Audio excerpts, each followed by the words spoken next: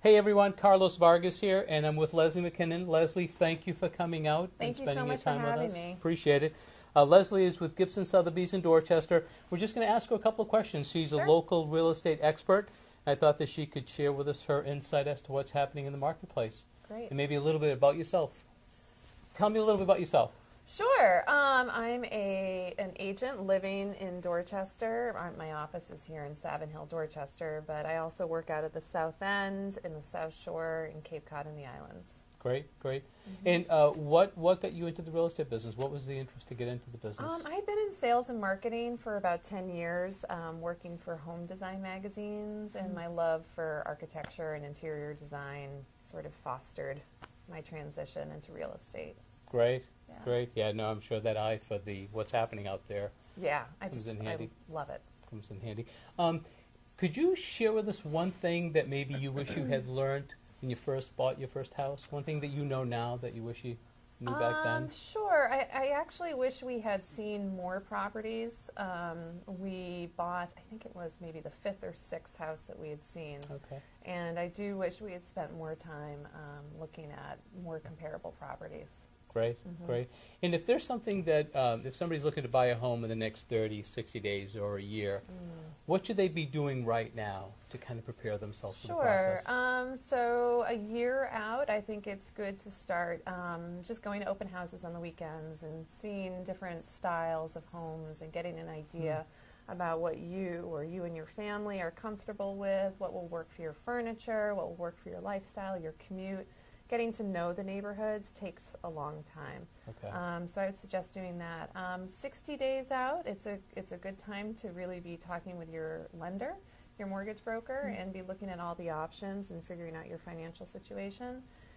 I would suggest starting to partner with professionals that can best help you in your purchasing process. So talking with a mortgage lender, a real estate agent, an attorney, an insurance agent, lining up all of your partners in the transaction. Great. And what's the best way? What do you think is the best way to find a professional such as yourself, a real estate expert in the community? You know, many people ask friends and family for a referral. I also think it's good to talk to people who are living and working in the area that you're interested in and find out if they know somebody who's really active in the community, who really knows the area really well.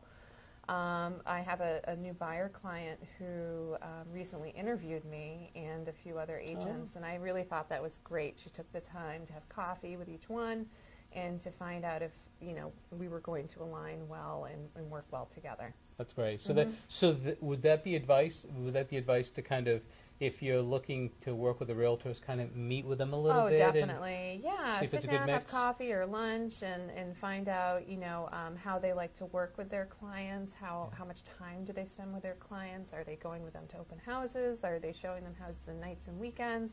How much do they know about the area? How many transactions have they had recently? Okay. Those types of questions Great. are good.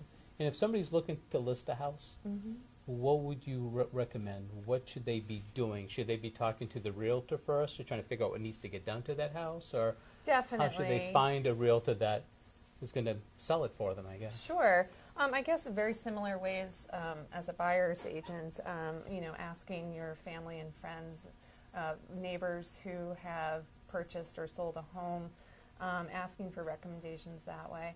And then, you know, a lot of times doing a search online, pairing together your neighborhood and real estate agent and seeing who comes up. And then, again, having them to your home to do a listing presentation and finding out which ways what they use to best market your property. Okay. So, Leslie, can you share with us like three simple things that you can share with us if somebody is looking to hire a realtor as they're buying their first house? Just three simple. Sure. I think, you know, the first is how responsive is your agent? Are they replying to your emails and phone calls very quickly? That's really important if the hot property just comes on the market and you need to get in right away to see it. Somebody who really knows the area that you're interested in, who can quickly give you advice about the neighborhood, the schools, you know, any other information that you need. And the third is somebody who has had many successful transactions within the past 12 months. You know, ask them how many offers have they put in that have been accepted on behalf of clients. So the number of sales. The so number of somebody, sales, so yeah. good agent, good sales will Volume, dictate the better. And so I'm going to ask you this question in closing our interview. Sure. Finish this sentence for me. You and I know an awful lot about the community of Dorchester, but some of our folks may never have been fortunate to come to Dorchester. If you ever come to Dorchester, you should... Well, that's a hard question. It's a Right. 6-mile long neighborhood. There's a lot to see. If you're starting in Lower Dorchester, I recommend taking a walk along the Neponset River Trail, ending up in Lower Mills, and exploring the fun village down there. There's a number of good restaurants and cafes and bars and antique stores and ice cream stores. And I would also recommend checking out the variety of restaurants that are in Dorchester, taking maybe a walking tour and experiencing the Vietnamese food, the Indian food, the Irish bars. There's just a lot of great places to explore.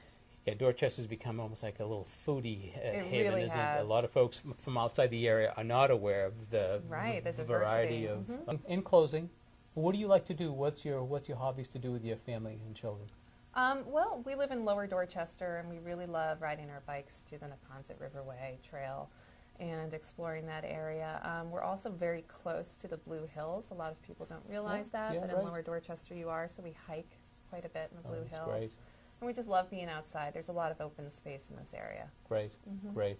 And I want to thank you for watching our video. I want to thank Leslie for coming out. Thank you so much. I appreciate and it. if you're looking for a top realtor, I'm hoping that you will consider Leslie speaking with her. Thank you for visiting the FirstTimeHomeBuyerTools.com website. Look for Leslie's contact information in the video and show notes on our website. Take care. Have a great day. Bye. Thank you. Thanks again.